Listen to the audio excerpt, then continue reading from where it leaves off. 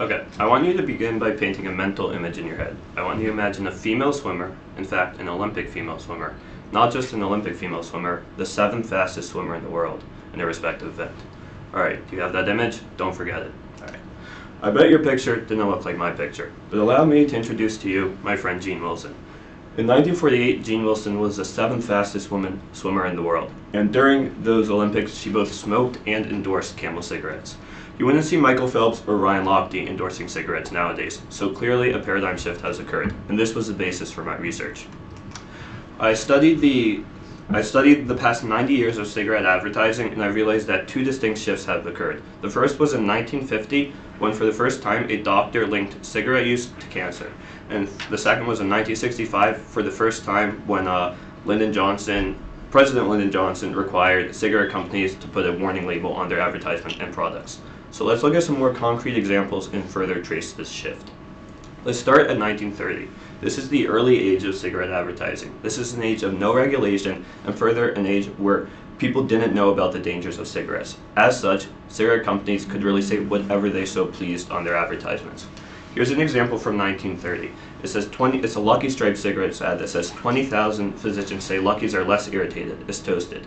Further, it says cigarettes protect against irritation and against cough. Clearly, this is a lie for two reasons. No way did they sample 20,000 physicians, and no way do cigarettes actually protect against cough.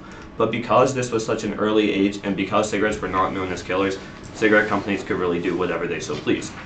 However, this all changed in 1950 when a man named Dr. Morton Levine released his study titled Into Cigarette Use and Lung Cancer. And this was a very technical medical etude with a lot of technical vocabulary. However, one quote really grabbed the public's attention, and it said, "Excessive and prolonged use of tobacco, especially cigarettes, seems to be an important factor in the induction of bronchogenic carcinoma." Essentially, this means that cigarettes cause lung cancer. And for the first time, the public really began to appreciate the dangers of cigarettes, and the cigarette advertisers had to react.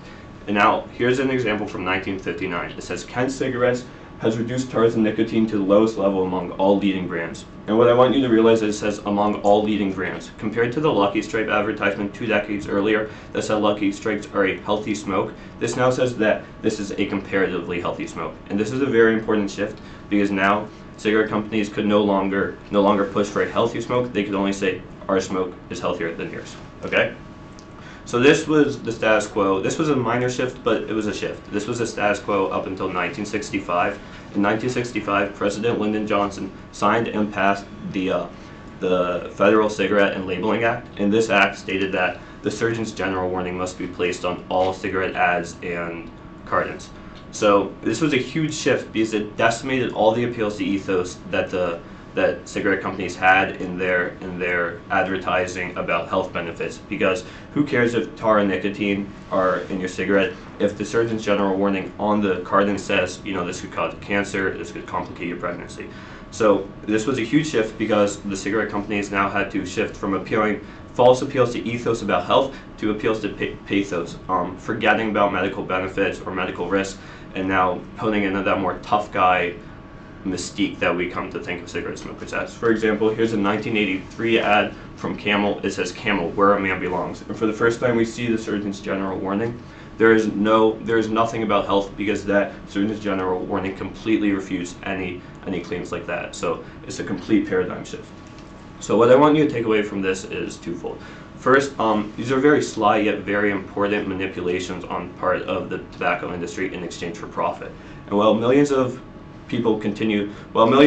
Americans quit smoking each year, millions of Americans continue to smoke because of these manipulations and spurious tactics on part of the cigarette industry. And if we want to create, a mainstream effort to stop tobacco use in America, we shouldn't focus on educating the people. Instead, we should focus on reforming how cigarette companies are allowed to educate the people. Thank you.